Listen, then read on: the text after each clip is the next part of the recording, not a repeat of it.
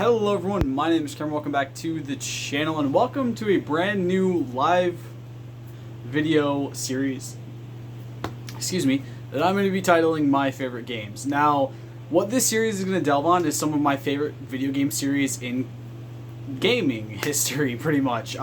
Talking about some of the amazing things that I've not only gotten to play through and experience, but also watch other people play through and experience. Give me one sec. Sorry, my tripod was kind of off-centered. It was bugging my OCD. But yeah, talking about the games I've gotten to experience as a gamer throughout basically 24 years worth of gaming. I've basically been gaming since I was a kid. Since I was probably about, I would say 5 or 6 maybe, so about 18 years of my life has been devoted to video games in some fashion, and I really would love to make a career out of it in some way, whether that be creating games, writing for games, doing design work for games. I have stories written up. If you guys go back on my channel a couple years, there's me diving into my video games that I've personally worked towards creating, the things that I've written up and everything like that that are really cool. I love creative writing, so video games were kind of always up my alley, and it was kind of throughout my entire life I've always kind of bounced around what I wanted to do with my life. A lot of the time I wanted to be a chef, and then there was other times when I wanted to be a lawyer, a doctor, an architect. I wanted to run my own business. Obviously, I still kind of want to run my own business, but moving on from that. But gaming was kind of always something that stuck with me, and I was always kind of sitting in this mindset that I wanted to do something within that scope, as a lot of my greatest memories growing up were playing video games with my family. We're just playing video games by myself, and now in the time of me doing YouTube, some of my favorite memories have been doing YouTube, have been getting platinum trophies for video games and stuff like this, and just getting these achievements for myself, these personal achievements done in games. Like, obviously right now, if you guys don't know, I'm working through every Assassin's Creed game on PlayStation 4. I'm gonna probably do Assassin's Creed 1 on my Xbox One at some point, and I would absolutely love if they do decide to do an Assassin's Creed 1 remake to get the platinum on my PS4 and or PS5 if it's only on that. And I would also absolutely love to do, obviously that whole thing kind of spawned into doing as many Ubisoft games as feasibly possible. I've done a couple of the Far Cry games, and I have a couple more on my backlog ready to go whenever I feel like jumping into them. You know, and getting as many platinums as I can has been kind of a big challenge as well. I cannot get this camera to be in the focus that I want it to be. And that's always been a kind of huge thing for me. And obviously this year alone has been a big year for me game-wise, because I got VR, which was a big thing. You know, last year, I think it was, I got my Switch, which has been really fun to play on. I don't play it nearly as much as I should for how much it cost. But still, it's very fun to be able to jump onto all these different consoles. You know, I built a gaming PC a couple years ago, which is also not seen nearly as much use as it probably should in the last couple months. That's kind of because I haven't had a decent TV to be, or a decent monitor to be playing on, so, you know, it happens. But for the very first episode of this series, I thought we would dive into a series that's kind of up in the news right now because a new entry just came out, and that is God of War. Now, I will admit, I have not played God of War 1, 2, or Ascension. I'm going to fully admit to that. I have no desire to lie to you guys and say that I've played this entire series, because unfortunately I have not. I didn't start God of War until, I think, Chains of Olympus was my first game, which was the first PSP version, or first PSP game, which was very fun. I actually really enjoyed Chains of Olympus, and I know a lot of people talk shit about the PSP versions or the PSP only games of some of these franchises. Obviously, I didn't enjoy Assassin's Creed Bloodlines, and I do have a lot of bad words to say about that game, just because I feel like Assassin's Creed didn't work very well in a handheld format. But God of War, I think, fit really well to handheld and allowed you to kind of really play in a unique, different style to how you play God of War on a console, which I've now done, obviously. I've played through God of War 3 and God of War 2018, which is up on this channel. If you guys ever want to go back and watch the entirety of that series, you can. I highly recommend it. It is one of my personal favorite series I've ever done on this channel. Obviously so much so that I put it on hiatus for like a year until I finally finished the last of the Valkyrie fights and was able to complete the game to 100%. That was a very big milestone for me, and I very much enjoyed doing it. It was a huge achievement for me to beat such a difficult set of bosses, especially the Queen Valkyrie. That fight took me, I think, like 6 days to get done when I finally started putting my nose to the grindstone and working on it. But then I got Ghost of Sparta on my PSP as well. 2 games I still do actually have. I do have both, I believe, both Chains of Olympus and Ghost of Sparta still for my PSP. Actually, give me 1 second. We'll go see.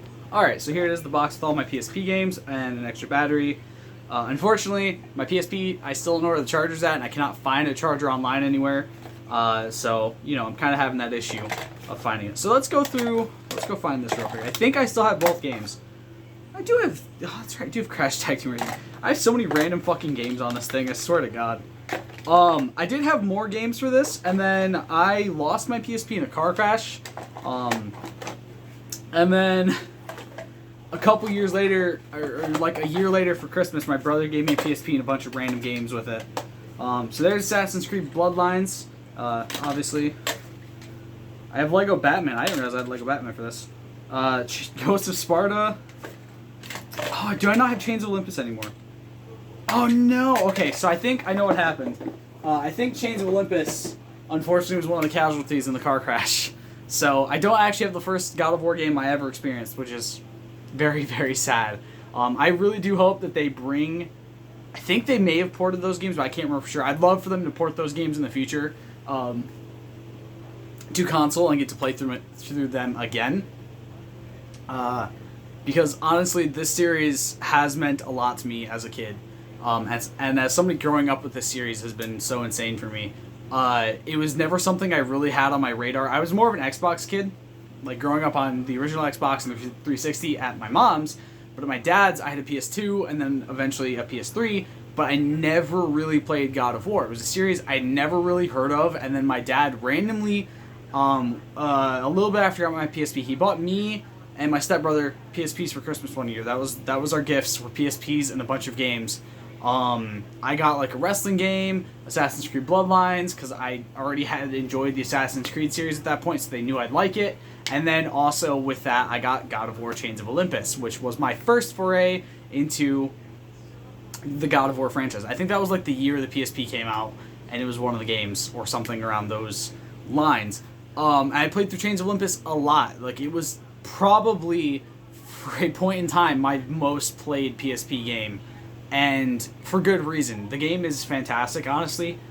For a port of a game that started on console and went to handheld, it did very well. I thought it played very well. And obviously, as a whatever I was back then, kid, you know, it was so fun to jump into this game and see it play so well, and also really enjoy. As a huge mythology nerd, it was really fun for me to play through. I've always been a huge Greek history buff, and kind of getting to go through that and enjoy it was really, really fun for me. And I think my dad even said he remembers when I'd be playing it because he could just see the smile lighting up on my face and the elation I got while playing the game, even though he had no fucking clue what the game was about or anything that was happening. He had no idea I was going on murderous rampages, doing the sex thing for the souls and shit, and just fucking all around murdering gods repeatedly. He had no fucking clue. And then when I was, I think, 14 years old, I went down to Florida and worked a summer job. Or no, not 14. No, it was in 2014. So I was about 13 years old or so. I was born in 98, so I was about 13, 14-ish, or somewhere around there. I went down to Florida. I worked a summer job with my dad. I was doing lawn care at this hotel he was working on that we were also living at the time because, you know, easy peasy lemon squeezy, work where you live, yada, yada, yada. And one of my first paychecks, my dad said, what do you want to go do? And I was like, oh, I want to go shopping. I want to go get a game for my PSP because I still had the PSP at the time. It was before the car accident and everything like that. It's like, at least I think it was before the car accident. It might have been slightly after when I had gotten the new PSP. I can't remember for sure. I don't remember the full timelines of all this shit. But I say I want to go to get a game for the PSP so I can play something new while I'm here. And he's like, all right, let's go. So we head off to the store. We're searching around GameStop and everything like that. And I see Ghost of Sparta, and I say, that one. because I knew it was a sequel to the one I had played before. I knew it was in the series, and I was like, I want that one. He's like, you sure? I'm like, yes, that's the one I want. I may have bought something else at the time. I don't fully remember, but I do 100% remember buying Ghost of Sparta with one of my first paychecks from this under-the-table job. The first time I got paid, that was all that was on my mind. Granted, I was a teenager. What else is going to be on my mind besides video games? So I go, I get home, I put the UMD in, and I get to playing the game, and I had a fucking blast. It was so much fun, and it brought so much joy back to me that I had to remember enjoying during Chains of Olympus when I was playing that game. And then after a bit, you know, like, I stopped playing my PSP as much. I had other systems. I had gotten my PS4 not too long after that, and was like, you know, that was a couple years later, and I was like, okay, you know, now I'm gonna start playing this more. And probably about a year into me having my PS4, maybe less, God of War 3 Remastered went on sale. I was like, you know what? I've always kind of wanted to jump into the console ones, so I picked that game up, and I had a blast. The story ending in God of War 3 is fantastic. If you've not played through the original God of War trilogy, don't do what I did. Don't jump through the PSP games and then go to God of War 3. Like, try to play it in the order they released. I believe it's 1, 2... Oh, fuck. I can't remember when Chains of Olympus and Ghost of Sparta are set. But basically, 3 is the definitive ending. I think Ascension is between 2 and 3, if I remember correctly. I believe it's 1, 2, Ascension, 3. And then Chains of Olympus and Ghost of Sparta are somewhere between, like, those 3 games. Around there. I can't remember exactly where they all fit. I have not looked up the timeline in quite a bit.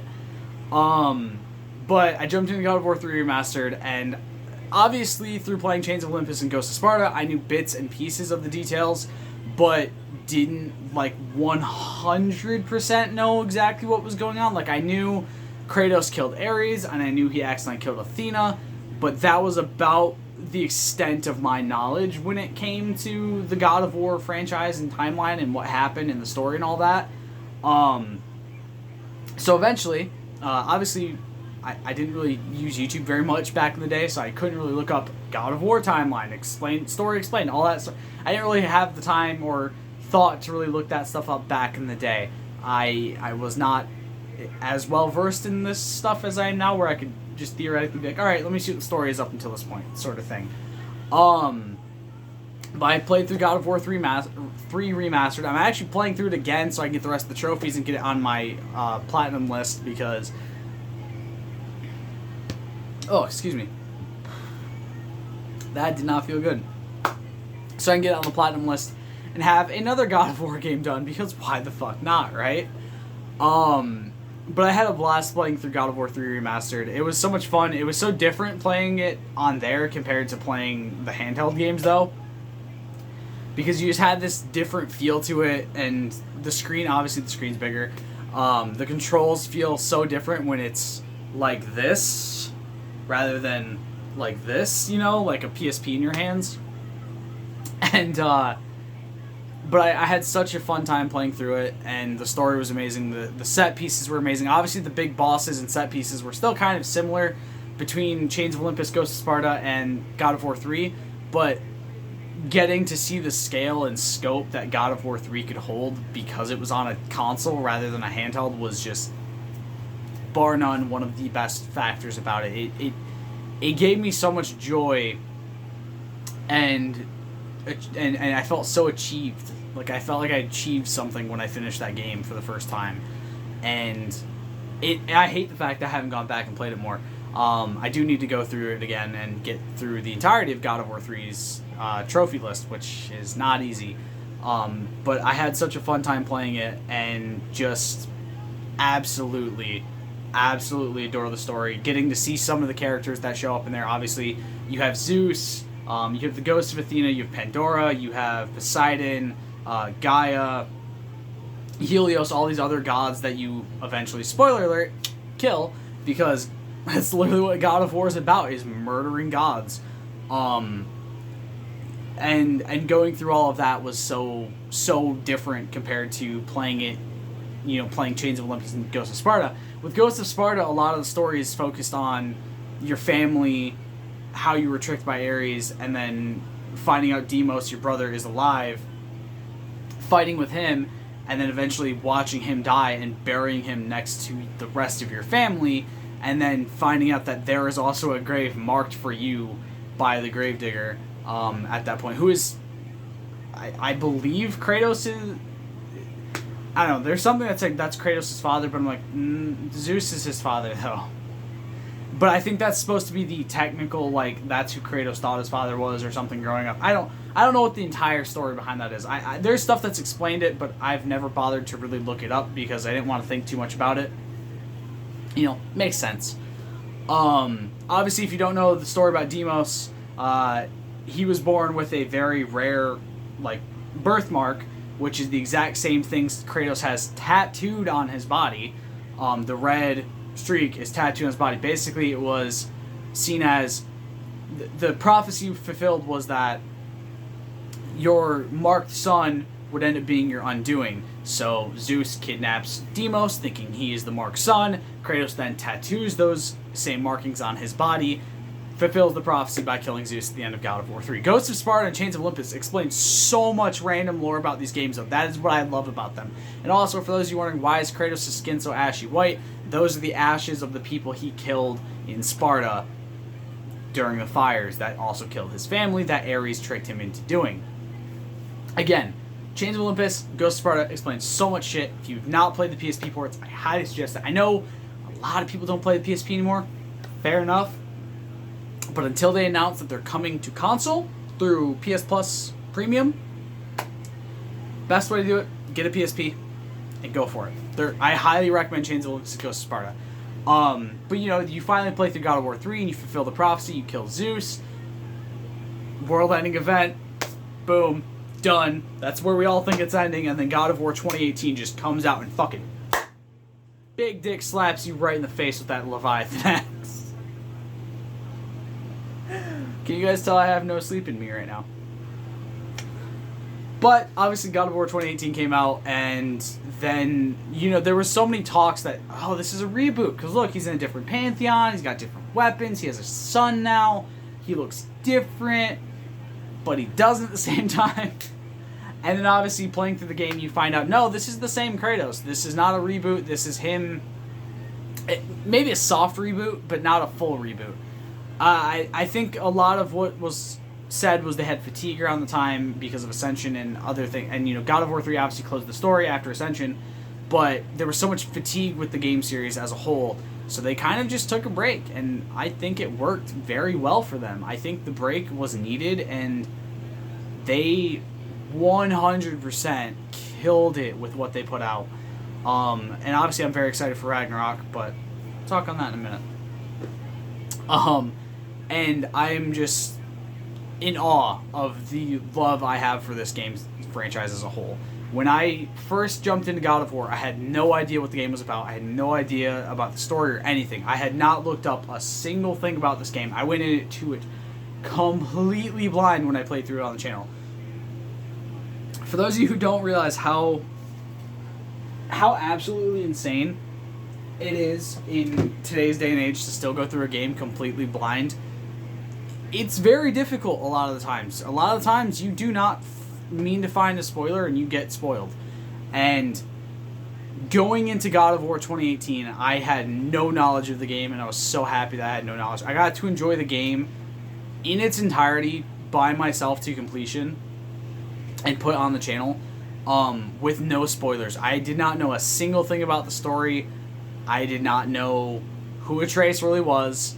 I did not know that, you know, the past would come out, that Kratos would reveal who he was, or that this was even still set. I knew it was kind of still set in the same universe. Like, I'd found that out, but everything else I was basically completely in the dark with. I didn't know anything about the story, that, you know, you're going to take the ashes up or anything like that. I had no clue, and I was so happy I went into it completely blind when I played through it, because I got to experience every single moment for the first time through my own eyes. You know, I think there's a thing that can be said about Let's Plays, that while they're fun to watch, if you haven't played through the game, I mean, granted, there's times, like, obviously back in the day, I never thought I'd get a PC, so I was watching people play through PC games on YouTube. You know, same thing with like Minecraft. I never thought I'd really be playing Minecraft continuously because I didn't think it would ever come to consoles, and then eventually it did, and I started playing through it more. But Let's Plays as a whole are very fun to watch, but sometimes they take away that joy you get out of completing the game yourself. And so getting to see God of War, which is a franchise I'd loved for so long at that point, through my own eyes for the first time, getting to experience every moment, getting to see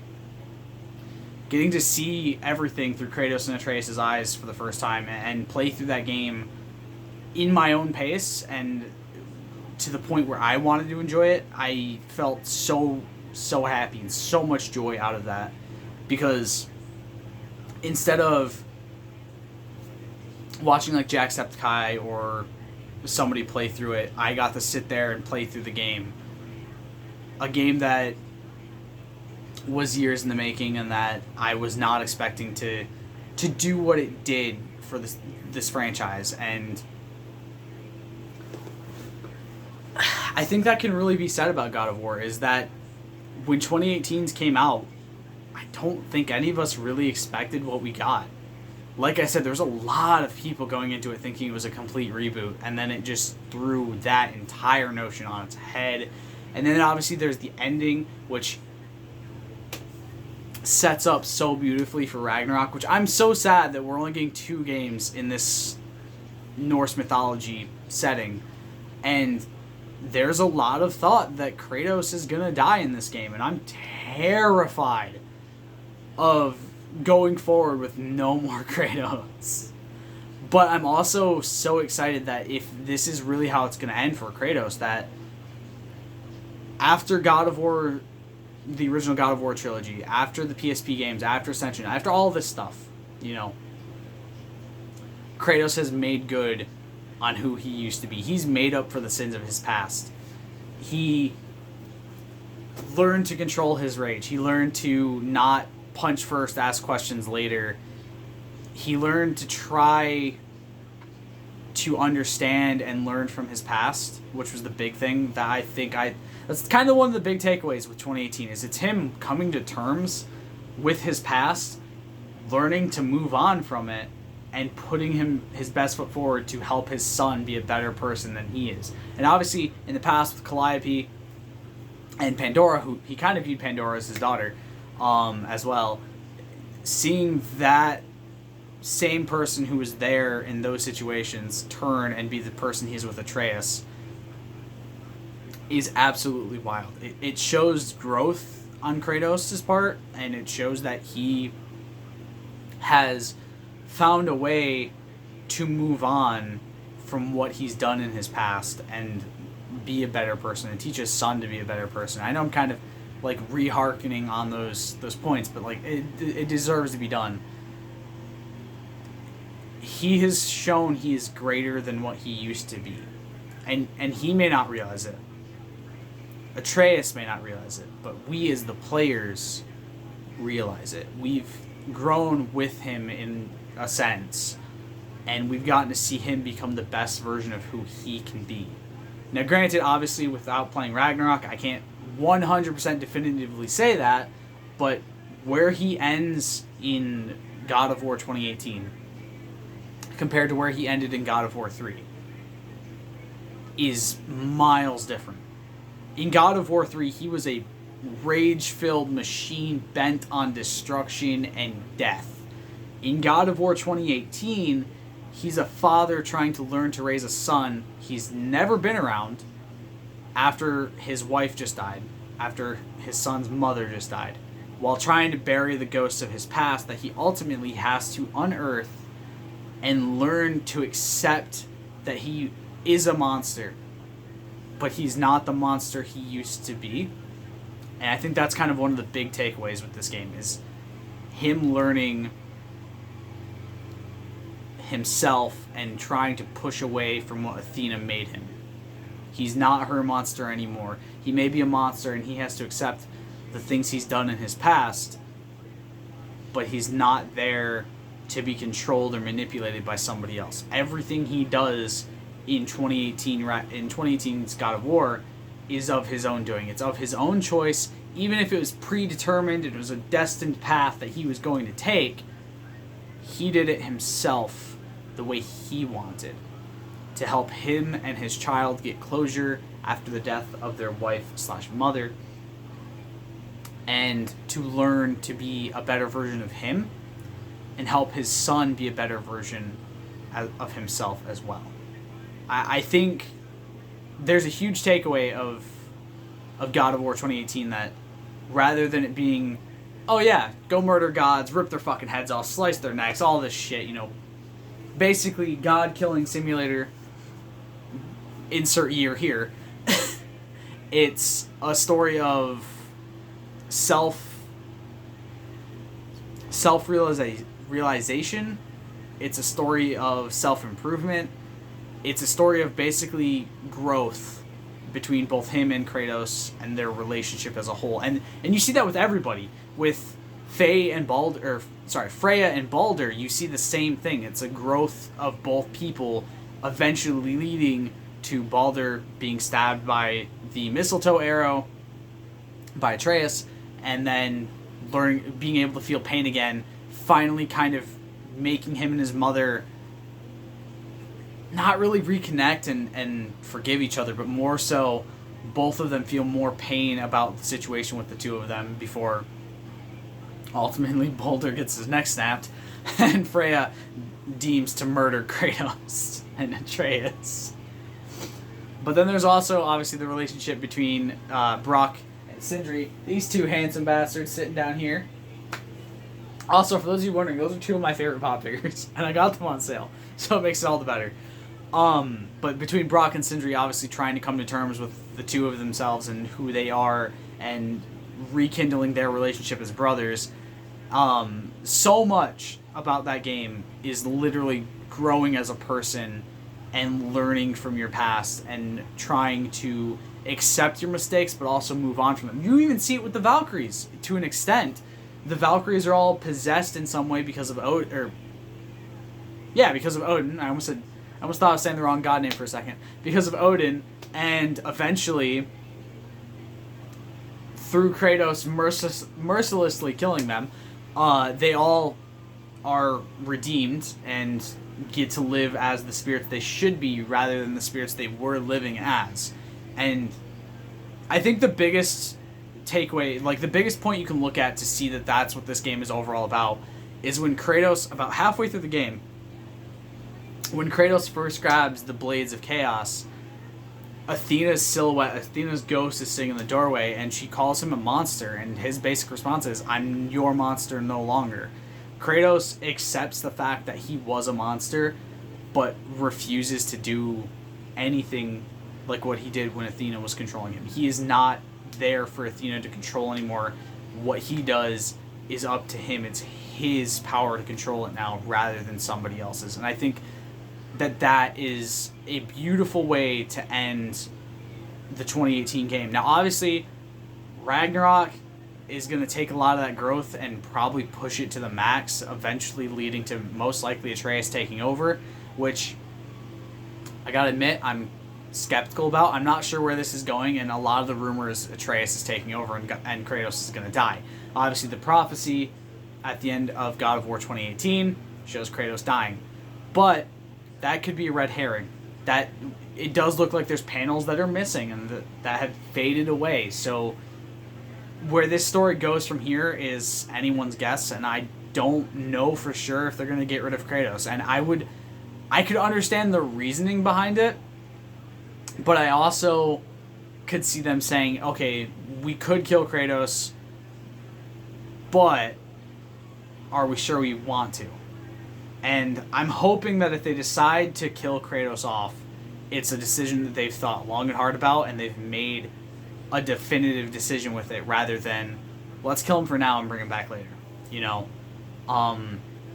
I think Atreus, especially right now, with where his growth came or started and got to at the end of God of War 2018, I think the character of Atreus has also shown a lot of growth, and I'm very excited to see where that growth takes him throughout Ragnarok. And I'm very excited to see where Kratos' growth gets to throughout Ragnarok as well. So, this has been the first episode of My Favorite Games, talking about the God of War franchise. I don't know what I'm going to do next.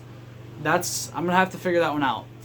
But I really hope you guys enjoyed this. This kind of is just going to be... I thought about doing this as a scripted series, but it feels more from the heart if it's not scripted. So let me know what you guys would like me to talk about next. Or if you guys want to tell me about one of your favorite games down in the comments below, you very much can. You can also go to the Discord and tell me about them there. I'm very much open and welcome for you guys discussing anything in the Discord to an extent. I hope you guys have enjoyed. I'll see you in the next one. Stay golden. Peace.